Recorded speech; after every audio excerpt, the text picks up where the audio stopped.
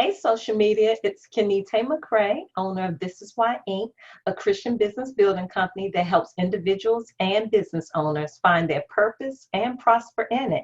If you want information about our services, you can visit us online at www.ti-why.com. And we'd be more than happy to help you transform your ideas into purpose-driven prosperity. Listen, today I want to share with you a scripture, very well-known scripture out of Habakkuk chapter 2, verse 2, and I'm going to read it in its entirety. And it says, "Write the vision and make it plain on tablets, that he may run who reads it. For the vision is yet for an appointed time, but at the end it will speak, and it will not lie. Though it tarries, wait for it, because it will surely come. It will not tarry." And that is Habakkuk chapter 2. Verse 2, and I read that out of the New King James. So this is our Money Matters Monday. What matters in a minute? And what I want to tell you matters is a minute is to be watchful. Because if you're going to fulfill your vision, you have to see the vision. Now, what many of you know this scripture and it's very familiar, but what you may not already know is a little bit of the backstory behind the scripture. See, the prophet Habakkuk had lived during a time of great national revival, but it was also preceded by a period of spiritual decline. And so just before this scripture in chapter 1, Habakkuk was questioning God about what he probably considered to be a delay on God's behalf. But what I love about this is even though he questioned God, he did it in an appropriate way. And so you might be saying, well, how do you know he did it in an appropriate way? And I'll tell you, because in verse 1 of chapter 2, Habakkuk said two very important things. The first one was, and this came after he questioned God, he said, "I will watch." In other words, he was saying he'll wait for God's response. And the second thing he says in verse 1 is, "I will be corrected."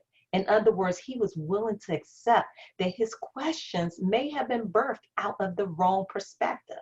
And how many of you know that a lot of times our questions, our vision, our perspective is birthed out of the wrong perspective? I said that twice, didn't I? In other words, how he saw things, and he realized that the way he saw things may be completely different or totally contrary to the way that God sees things. So he said, "I will watch and I will be corrected."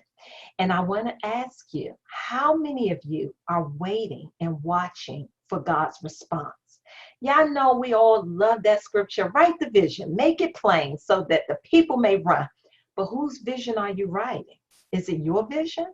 Or is it the vision God has for your life? Because see, what God has for your life, the vision that God has for you and the purpose that God has for you, God is obligated to bring it to pass.